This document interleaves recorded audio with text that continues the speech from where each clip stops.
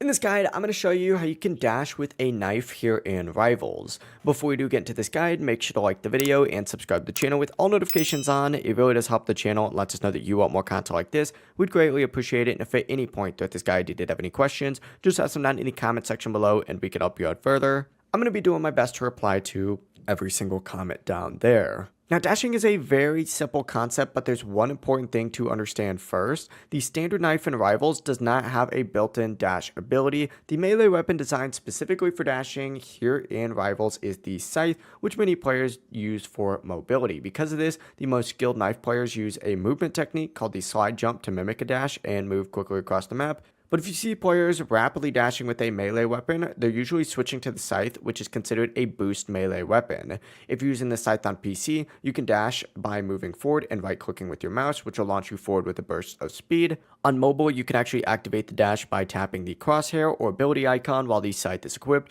You can also perform a mid-air dash first and then activate the dash, allowing you to travel further and clear gaps, which is extremely useful for reaching high positions or surprising the enemies from above.